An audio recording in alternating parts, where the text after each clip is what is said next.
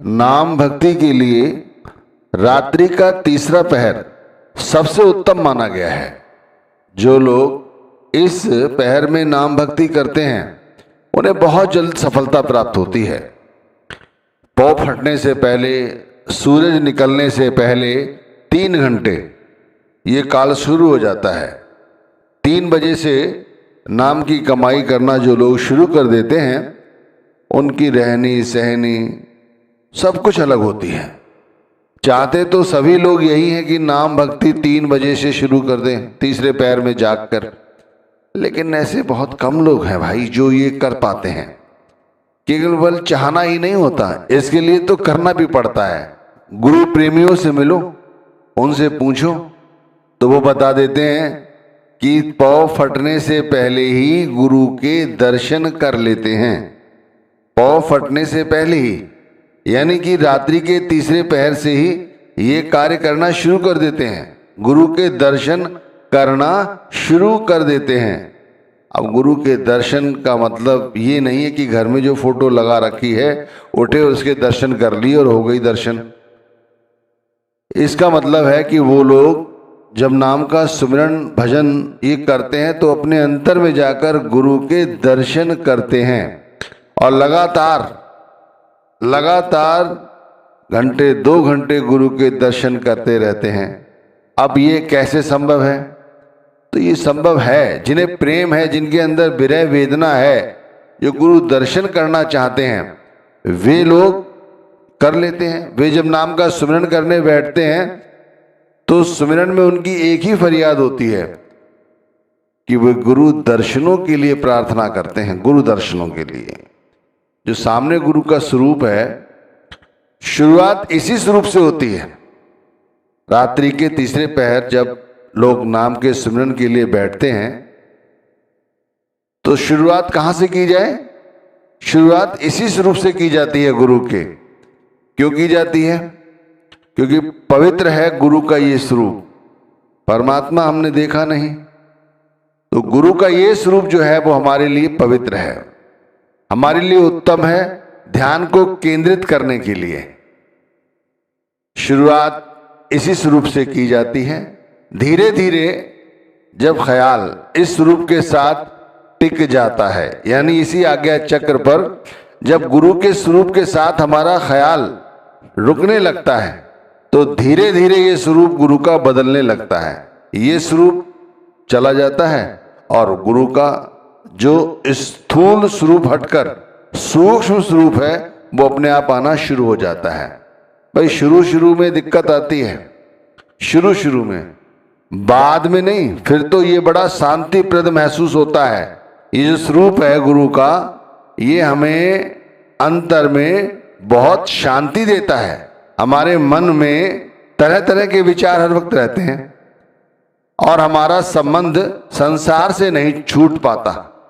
नाम के सुमिरन के समय भी हमें दुनिया की शक्लें और दुनिया के पदार्थ ही हमारे दिमाग में आते हैं, लेकिन जब अभ्यासी अभ्यास करता है पूरी मुस्तैदी के साथ, तब ये जो स्वरूप है गुरु का, ये हमें शांति प्रदान करता है और ये स्वरूप धीरे धीरे, मैंने कहा, ये गायब हो जाता है। और वो गुरु का जो नूरानी स्वरूप है, जिसे सूक्ष्म स्वरूप कहते हैं, वो स्वरूप हमारे अंदर अपने आप हमारे अंदर दर्शन देता है। अब उसे देखें कैसे? जरिया सिर्फ यही है सुमिरन पर बैठने का, भजन करने का, और कोई दूसरा जरिया है ही नहीं। जब ध्यान यहाँ पूरी तरह से टिक जाता है तब शरीर में जो दर्द होता है ना, बैठने पर कहते हैं शरीर में दर्द होता है, गर्दन आगे की ओर झुक जाती है, वो सब महसूस नहीं होता। मैं तो यहां तक कहता हूं कि वातावरण सर्द है या गर्म, ये तक अभ्यासी को महसूस नहीं होता, क्योंकि उसकी कोई आसक्ति ही नहीं है। अब आप विचार करके देखो, जहां हम 5 से 10 मिनट एक स्थान पर बैठकर नाम का सुमिरन नहीं कर पाते, एक स्थान पर बैठकर, उसी स्थान पर बैठकर एक अभ्यासी 3-4 घंटे एक साथ एक बैठक में बैठ लेता है। कैसे बैठ लेता है? कैसे उसका मन संसार से विरक्त हो जाता है। कैसे गुरु प्रेम में वो इस कदर कर लेता है, तो इसका साधारण सा और सरल सा अर्थ ये है कि उसके अंदर विरह है। विरह बड़ो बैरी भयो हृदय धरे न धीर। विरह बड़ो बैरी भयो हृदय धरे न धीर। सुरत सनेही ना मिले तब लग घट ना पीर। सुरत सनेही ना मिले। अब सुरत सनेही, आत्मा का सबसे बड़ा स्नेह किसके साथ है? आत्मा का परमात्मा के साथ ही स्नेह है और दूसरे किसी के साथ नहीं है। लेकिन मन के ताबे में है हमारी आत्मा, जो उस परमात्मा को भूल चुकी है। लेकिन जब आत्मा को प्रेम गुरु नाम से या गुरु से हो जाता है, परमात्मा से हो जाता है, तब क्या होता है? उसके अंदर एक विरह जागती है। अब यही तो है ये जो सत्संग फरमाया जा रहा है, इसमें देखो क्या है। एक व्यक्ति सुबह 6 बजे 7 बजे 8 बजे उठकर नाम भक्ति नहीं कर पाता, और एक व्यक्ति जिसे ऐसी विरह लगी हुई है, उसके अंदर ऐसी वेदना है कि हृदय धरे ना धीर। उसके हृदय में जब तक धीर नहीं बैठती, जब तक वह बैठकर गुरु के दर्शन नहीं कर लेता। अब गुरु के दर्शन का मतलब ये नहीं कि बाहर के दर्शन, गुरु के अंतर के दर्शन। अब गुरु के अंतर के दर्शन के लिए उसे क्या करना है? एक जगह बैठ जाना है। रात्रि का तीसरा पहर है, ये वो पहर है जिसके अंदर काल भी हमारा कुछ नहीं बिगाड़ पाता। कहते हैं ब्रह्म मुहूर्त है ये वो मुहूर्त है जिसे ऋषि मुनि, मैं कहता हूं हर देश के संत महात्मा इस मुहूर्त को चुनते हैं भक्ति के लिए। ये सबसे उत्तम मुहूर्त है, रात्रि का तीसरा पहर। और हम अभागे हैं जो हम सोकर इस बेला को यूं ही जाया कर देते हैं। एक बार ये समय गया, एक दिन दोबारा थोड़ी मिलेगा, सभी जानते हैं, लेकिन फिर भी समय की कद्र नहीं कर रहे हैं। तो यही बात समझाने की कोशिश की जा रही है कि जैसे जैसे ध्यान गुरु के स्वरूप के साथ जुड़ता चला जाता है, फिर धीरे धीरे यही गुरु का स्वरूप गायब होने लगता है और गुरु का सूक्ष्म स्वरूप हमें दिखाई देने लगता है। उस वक्त हमारे शरीर को, हमें कोई ध्यान नहीं रहता कि हमारा शरीर में कोई दर्द हो रहा है, या हमारा शरीर सुन्न हो चुका है, या हमारे अंदर आत्मा है नहीं है, कुछ भी नहीं। हमारे अंदर कोई आसक्ति नहीं होती, ना ही हमारे मन में संसार की किसी भी वस्तु की कोई कामना है।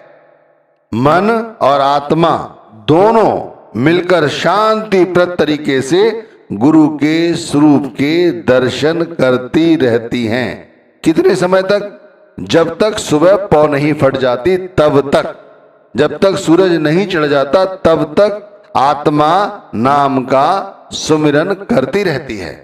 और आत्मा और मन दोनों मिलकर गुरु के सूक्ष्म स्वरूप के दर्शन करते रहते हैं। यही तो है जो ये लोग इस तरह से गुरु के दर्शन करते हैं अंदर जाके, वो बड़भागी हैं। समझ रहे हैं आप? वो लोग बड़भागी हैं जो अपने अंतर में जाकर गुरु के सूक्ष्म स्वरूप के दर्शन करते हैं। फिर वो दिन निकलने पर अन्य काम करते हैं, जो संसार के काम हैं, जिसलिए यहाँ भेजा गया है, जो हमारी कर्तव्य है, हमारे धर्म है, हमारी नौकरी है, हमारा रोजगार है, शरीर निर्वाह के लिए जो कुछ चाहिए उसके लिए, फिर वो तब काम करते हैं। पहले वो काम निपटा लेते हैं, सारा दिन वो काम करते रहते हैं और काम करते रहते हैं, और काम करते करते अपने ख्याल को इसी शब्द के साथ, अपने ख्याल को गुरु के स्वरूप के साथ जोड़कर रखते हैं सारा दिन। अब आगे की बात समझो कि सारा दिन ये काम कर लिया, फिर लौटकर जब घर आते हैं तो घर पहुंचकर निवृत्त होकर खाना खाने से पहले ही फिर गुरु दर्शनों की उनके मन में विरह है, वेदना है, नहीं तो वो छटपटाते रहते हैं। उन्हें गुरु के दर्शन इतने प्रिय हैं कि वो गुरु के दर्शनों के बगैर रह ही नहीं सकते। इसीलिए वो आहार लेने से पहले ही, खाना खाने से पहले ही फिर आसन लगाकर बैठ जाते हैं और फिर अपने अंदर में जाकर गुरु के स्वरूप के दर्शन करते हैं, फिर अंदर दर्शन करते हैं, यानी गुरु का साक्षात्कार सुबह भी किया और रात्रि में सोने से पहले, मतलब भोजन लेने से पहले भी लोग गुरु का साक्षात्कार करते हैं। अब इस तरह तो उनकी जीवन शैली है। अब यहां पर एक बात और आती है कि बहुत से ऐसे भी व्यक्ति हैं जो इतना गुरु के स्वरूप के दर्शन करते हैं, उनका साक्षात्कार करते हैं, फिर भी उनके मन में कभी कभी ऐसा होता है कि जब वो सुमिरन करने बैठते हैं रात्रि के तीसरे पहर भी, और उन्हें गुरु के दर्शन नहीं होते। ठीक है ना, रात्रि में जब घर आते हैं तब भी जब बैठक पे बैठते हैं उन्हें गुरु के दर्शन नहीं होते। वैसे ये भी देखा गया है कि वो दर्शन होने के बाद ही भोजन जीवते हैं, तब लेते हैं, और लेते भी कितना आहार है उतना लेते हैं जितना जरूरी है, जिससे उन्हें रात्रि के तीसरे पहर उठने में उन्हें कोई दिक्कत ना हो। ये संत मत है, इसे यूं थोड़े से शब्दों में नहीं समझ सकते, या सुनने पर ही ये समझ नहीं आएगा जब तक ये अंदर जाकर इसके साथ मित्रता नहीं बनाओगे तब तक। रात्रि के तीसरे पहर उठने का अभ्यास करो तो भाई कर लोगे, अभ्यास तो करो। सोते रहोगे उस समय तो कैसे काम चलेगा, और अभ्यास रात्रि से ही शुरू किया जाता है। मैं तो कह रहा हूं दिन निकलने के बाद से ही शुरू कर दो रात्रि के तीसरे पहर की। भाई दिन में कोई ऐसा गलत कार्य ना करो, ऐसा कोई गलत कार्य ना करो, किसी का दिल ना दुखाओ कि रात्रि में सोते समय नींद ना आए, और रात्रि में कोई ऐसा काम ना हो जाए जिससे सुबह पश्चाताप करना पड़े। तो मैं कहता हूं सुबह से ही काम करना शुरू कर दो, कोई गलत काम ना करो, किसी का दिल ना दुखाओ, और रात्रि आते आते रात्रि में भी हल्का सा अल्पाहार लेकर ही सोएं, जिससे सुबह उठने में उबासी ना आए। और जितना विरह होगी, जितना प्रेम होगा कि गुरु के साक्षात्कार करेंगे, उतना ही आनंद आएगा इस गुरु भक्ति में, नाम भक्ति में। ये ध्यान रखना, ये बहुत बड़ा प्रताप है गुरु प्रेम का कि अंदर हमारे छटपटाहट होती है गुरु दर्शनों की, तभी सौभाग्य से हमें दर्शन प्राप्त होते हैं। अब जिन लोगों को दर्शन नहीं मिलते, सुबह बैठे हैं ध्यान में, सुमिरन में, भजन में, उसके बाद भी उन्हें कुछ नहीं सुनाई दिया, ना ही उन्हें कुछ दिखाई दिया, वो सारा दिन बेचैन रहते हैं, सारा दिन बेचैन रहते हैं, दुखी रहते हैं। ऐसा लगता है जैसे उनके साथ कोई बहुत अप्रिय घटना घट गई है। चुपचाप सारे काम करते रहेंगे, अंदर ही अंदर रोते रहेंगे, गुरु से फरियाद करते रहेंगे क्या गलती हो गई खान पान में, या कहां से कुछ गलत कमा लिया है, क्या किया है, ऐसा कौन सा समय आया जिस वजह से आज मैं गुरु प्रीतम के दर्शन नहीं कर सका। देखो गुरु दर्शन देने स्वयं आते हैं। आप देखिए गुरु स्वयं दर्शन देने आते हैं, हमें बैठना होता है, सिर्फ बैठना होता है, अपनी हाजिरी लगानी होती है। गुरु दर्शन देने आते हैं भाई, और फिर आप सारा दिन दुखी रहता है साधक, और फिर शाम को जब फिर बैठता है और जब वो दर्शन नहीं कर पाता, फिर दर्शन नहीं कर पाता, तो उसकी अवस्था तो ऐसी है कि रात्रि के तीसरे पहर आते आते ही जागता रहता है, और फिर जब बैठता है दर्शन कर लेता है, तब तक उसके मन को शांति नहीं आती। तो आप समझने की कोशिश करें कि ये बात सत्संग में क्या समझाई जा रही है। सत्संग का निचोड़ सिर्फ इतना है कि देखो रात्रि का तीसरा पहर हमारे लिए सबसे बड़ा ब्रह्म मुहूर्त है।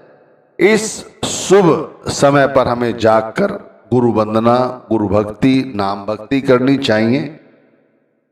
हमें चाहिए कि इस वक्त जरूर थोड़ा सा ही सही लेकिन जरूर सुमिरन करें।